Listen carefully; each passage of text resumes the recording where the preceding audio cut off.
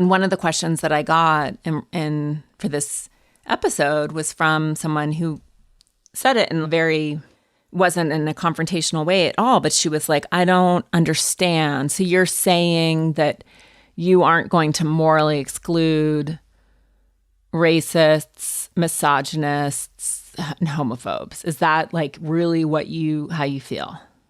And my response was, no, I'm not going to morally exclude racists and homophobes and misogynists, because then where do we end up? And if people like me, people who have a lot of privilege in this culture, aren't willing to engage with people who are maybe behaving in ways that are hateful or minimizing of other people, then we're really screwed. And if Loretta Ross was one of the very first podcast guests that I had on Pulling the Thread, and she talks about calling in rather than calling out. And she's a professor at Smith. She's amazing. Please listen to the episode.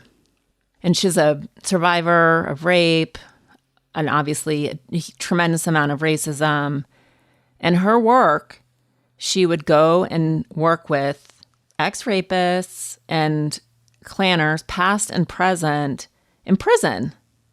She had to work with them and talk to them. And if Loretta Ross can find common ground with men like that, and she did,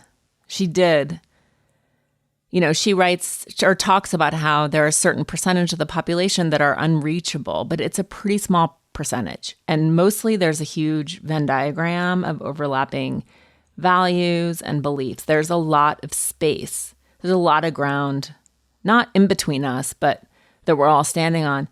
And if she can do that work, then I certainly can. And I think anyone with any privilege needs to do that work. It's my job. I mean, put me in with a conservative white man any day. I will go to town. That's my job. That's my job. So yeah, I think when we write each other off as gone, we need to look in the mirror.